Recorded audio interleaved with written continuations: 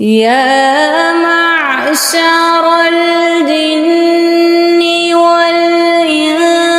إن استطعتم أن تنفذوا من أقطار السماوات والأرض فانفذوا لا تنفذون إلا بسلطان فبأي آلاء ربكما تكذبان يرسل عليكما شواظ من نار ونحاس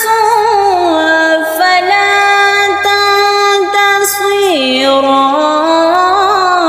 تنتصران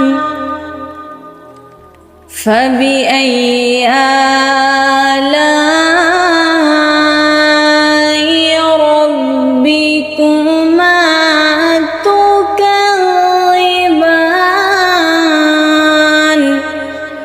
فإذا انشقت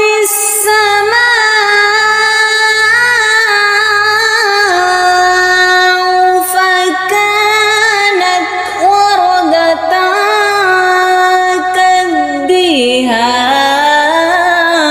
كالدهان فبأي آلاء ربكما تكذبان فيومئذ لا يسأل عن ذنبه إنس ولا جان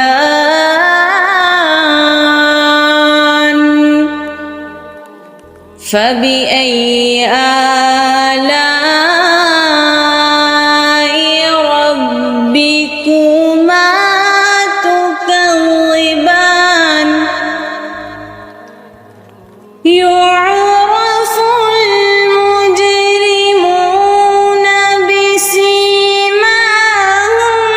فيؤخذ بالنواصي والأقدام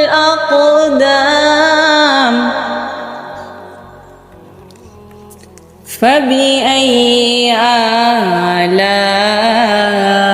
آلاء